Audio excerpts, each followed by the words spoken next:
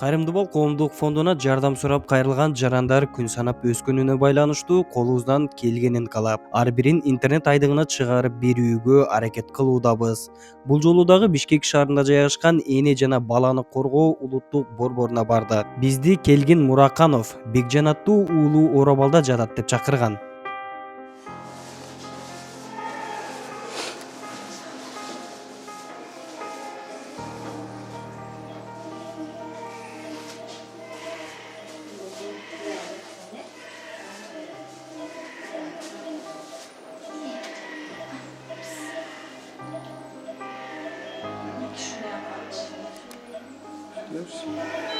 Kıymalı yağlar demişim. Hazır yaş arkas birliğin kolu buldurmak. O bir arkas birliğin kıymalı yaşına kaçış kolu bastırmalı. Arkas birliğin. Ne oturur da bir başından yani. Kolduğunu da kıymalı. Başını götürür da. Kaç yaşta? Aparatlı ne vardı? Oyunu teşkil mi düşünüyor? Aparatlı ne vardı? Kaç yıldan beri? Cetay oldu. Cetay. Hiç Assalamu alaikum, hurmatly mekendешler. Kayrımdуу bol коомдук фонду. Biz uşul kichkina bolsa dagы Allohdan rasul tavab el xizmatini qilib bir адамгерчилик сапат менен ушул дүйнөдөн адам болуп өтөлү деген ниетте аябай аракет кылып келебиз. Мына сиздер көрүп аткан бул нерсе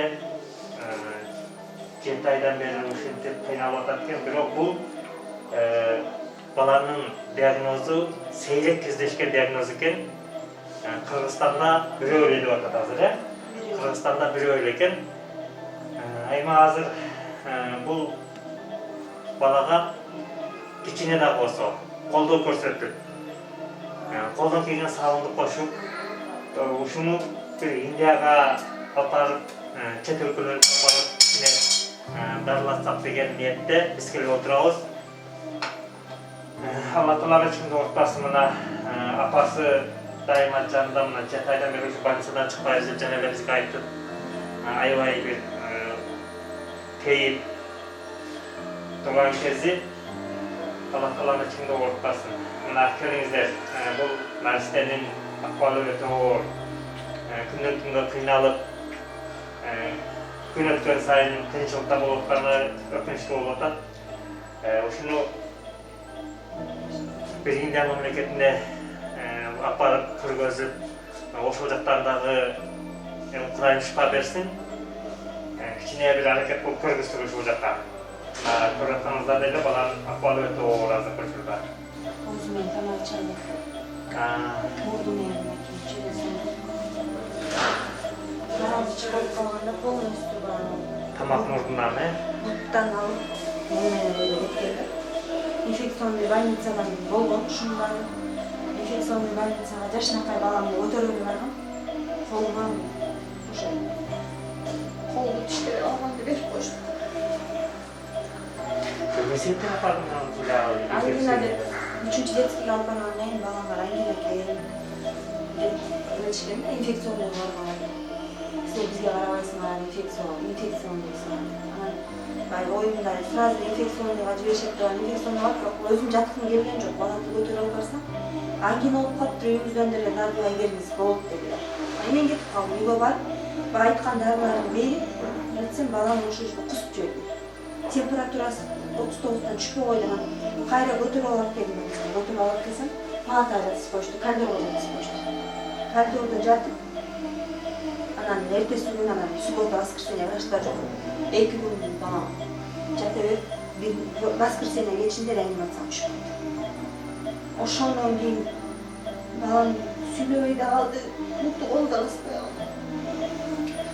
Kudayım büyükse жақсы болады. Томографияға тапсырсақ, бүт таза шықты.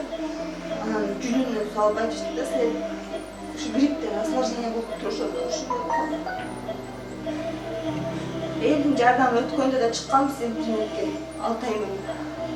Чыгып ошо элдин акча бир аз чогулган, ошол акчанын жарымын үстүнө акча коштум, аппаратты сатып алдык. Аппаратты өзүңүз сатып алдыңыз? Өзүм сатып алдым. баламга жардам кылышты элдер кылган жок белем, кыргыз элиме рахмат. Мондай аппарат менен жашайт балам азыр. Ушуга чыгып кетейин деп баламды. Мондай да кичине элес кыйналып калат. Hem bu больницадағы өте чоң жардам берет берсем болгон биздин Кыргызстанда ошо мүмкүнчүлүк кичине аппаратура жагынан жетишпестик болуп аткандыгына байланыштуу кичине кемчиликтер болуп атат. Кудай буйрса бул дагы оңолот деген ойдойбуз. Ушундай мотивациясын алдык. Биягы сунтуп турганчы тамак. Бул жерин улам тазалап турбаса да какырып толуп калып жөтөлө албайт өзүчү. Анан сорлуп турам да уламанчы. Эме турткан. Ушу жанында жети айдан бери жатат балам. Интернетке чыкканда ар кандай элдер бар экен. Бирөө жакшы сүйлөйт экен, бирөө жаман сүйлөйт экен. Кечээ күнү кечинде да бирөө жазып алып, кандай нервимди алды менчи. Балаңар бүтүп калсын ушу. Азыркы элдер ушинтип акча таап калган турбайсыңарбы деп. Урматтуу мекендештер, бул элге кайрылуу өзү оңойчулукка жатпайт. Сиздер туура түшүнүү менен кабыл алыңыздар. Адам башына бир кыйынчылык келгенде гана мындай бир жардамга муктаж болуп калганда айла жоктон кайрылат. Анан сиздер аны туура эмес түшүнүк менен бизнес кылып атат, акча таап атат дегенден алыс болуңуздар. Ким эле эгер ушундай кайрылган болсо, ошого туура ниет менен, туура көз караш менен карап, сиз жардамыңызды берсеңиз, жардамыңызды бериңиз колуңуздан келсе.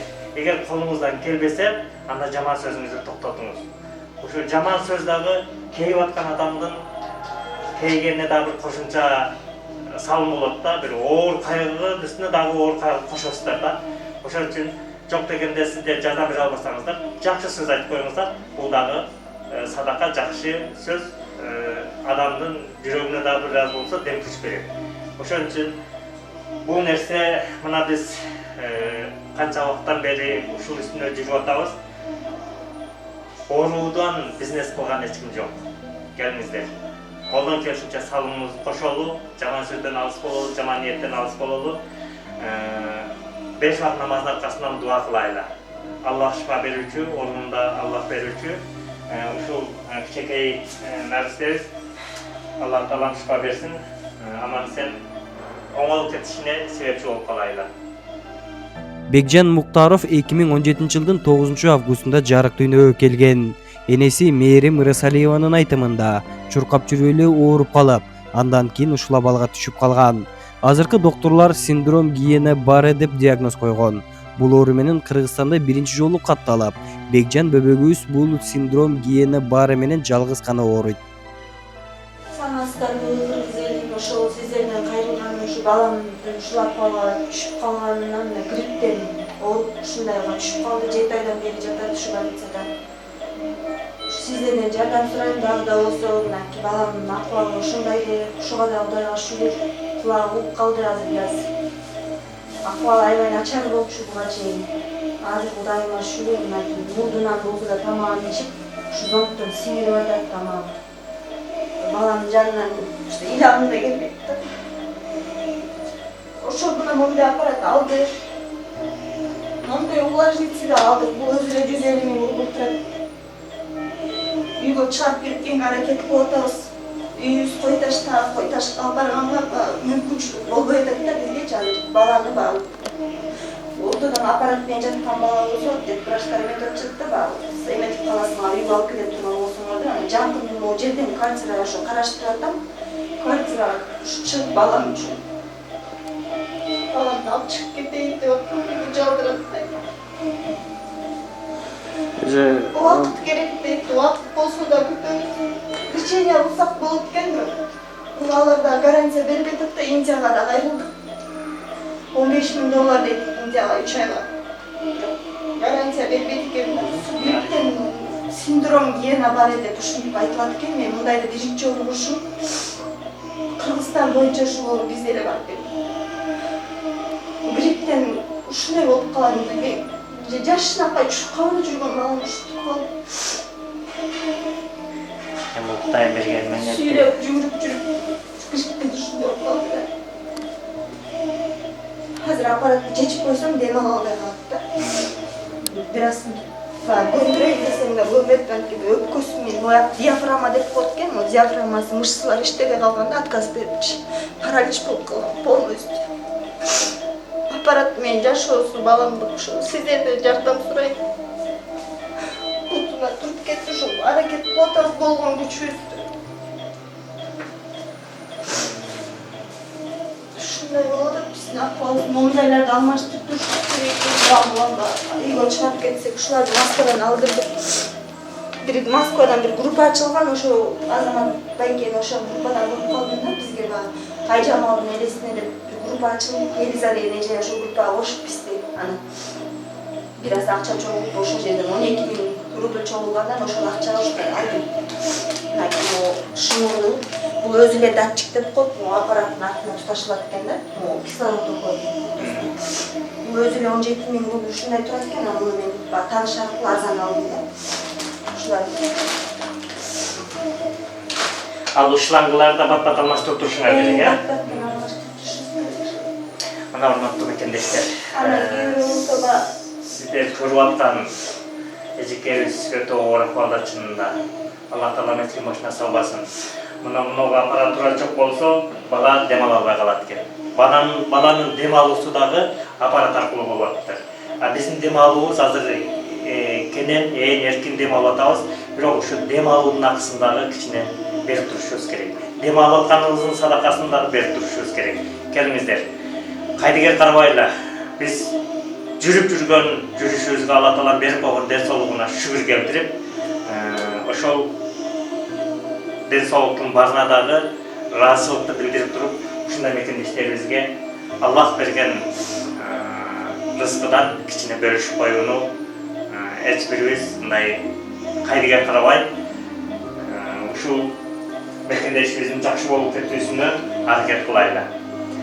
Мындай кайрылуулар бизде көп болуп атат албетте. Эми көп болсо дагы биз деле көпчүлүкпүз.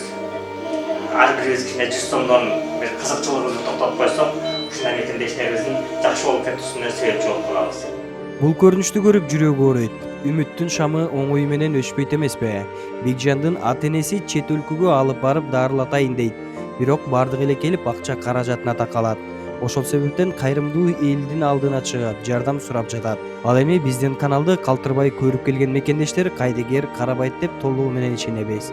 Келгиле, колубуздан келген колдообузду көрсөтөлү.